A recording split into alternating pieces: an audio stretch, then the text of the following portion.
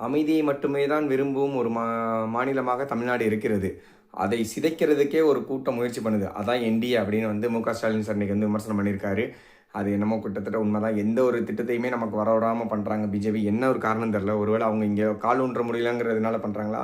அப்படி பண்ணக்கூடாது. இந்திய லெவல்ல ஒரு கட்சி ஆளுமைப்படுதுன்னா, அது வந்து தமிழ்நாட்டில அவங்களால பண்ண முடியலன்னா, இன்னும் நெறைய திட்டங்கள் பண்ணி, அதுக்கப்புறம் இதெல்லாம் நாங்க பண்ணி அப்படி செஞ்சிருக்கோம் அப்படின்னு காட்டி தான் அவங்க வந்து உள்ள வரணுமே தவிர, இப்படி தர முடியாது அப்படின்னு செஞ்சு இப்படி பண்ண முடியாது.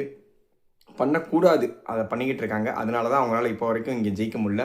இதெல்லாம் பண்ணிட்டு அவங்க ஜெயிச்சாங்க பண்ணாங்கன்னா கண்டிப்பா அவங்க ஜெயிப்பாங்க. நம்பிக்கை இருக்கு.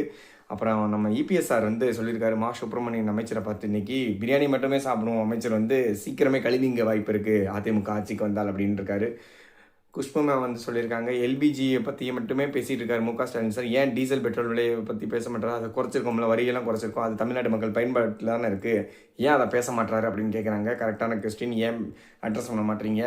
எல்பிஜிங்கிறது உலக லெவலில் நடக்கிற ஒரு பிரச்சனை. அதை வந்து இப்போதைக்கு கையாள்வதே சிரமமான விஷயம். அதெல்லாம் எல்லாருமே அக்ரி பண்ணி தான் ஆகணும். இதுக்கு மத்திய அரசு தான் காரணங்கிறத இதை ஒத்துக்க முடியாது. இது வந்து பிஜேபி மேலே தப்பு கிடையாது.